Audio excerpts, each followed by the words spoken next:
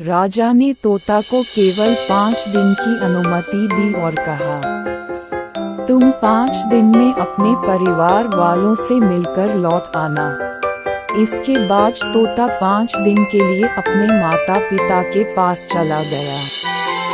छठे दिन जब वह राजा के पास लौट रहा था तो उसने सोचा कि क्यों न वह महाराज के लिए कुछ उपहार ले लिया जाए। फिर वह पर्वत की ओर निकल पड़ा। दरअसल वह महाराज के लिए अमृत फल लेना चाहता था। वहां पहुंचते पहुंचते रात हो गई।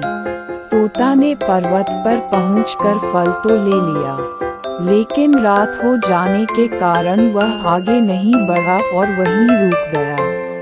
उस रात जब तोता सो रहा था तभी एक सांप वहां आया और उसने राजा के लिए गए अमृत फल को खाने लगा।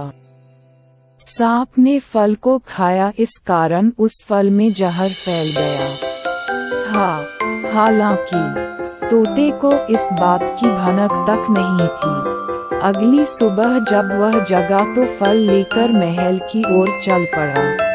जब वह महल पहुंचा तो खुशी खुशी सीधे राजा के पास गया और कहा, महाराज, मैं आपके लिए यह अमृत फल लेकर आया हूँ। आप इसे खाएंगे तो सदा के लिए अमर हो जाएंगे। ये सुनकर राजा काफी प्रसन्न हुए। उन्होंने तुरंत उस अमृत फल को खाने के लिए मांगा। इस पर एक मंत्री ने कहा, जरा रुकिए महाराज, आप इस फल को बिना जांच किए कैसे खा सकते हैं?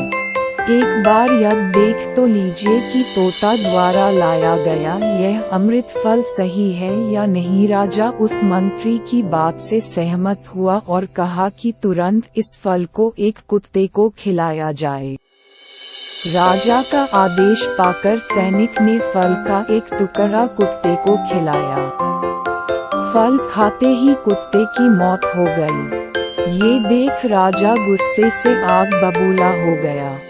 उसने क्रोध में आकर तलवार से तोता के सिर को काट दिया, साथ ही फल को फेंकवा दिया। कुछ साल बाद ठीक उसी स्थान पर एक पौधा निकल आया। ये देख राजा को लगा कि यह उसी जहरीले फल का पौधा है। उसने सभी को आदेश दिया कि उस पेड़ का फल कोई नहीं खाएगा। कुछ दिन बाद एक वृद्ध व्यक्ति उस पेड़ के नीचे आराम करने के लिए रुका। उसे भूख भी काफी जोर से लगी थी। उसने उसी पेड़ से फल तोड़ा और खाने लगा। फल खाने के बाद वह बूढ़ा व्यक्ति एकदम से जवान हो गया।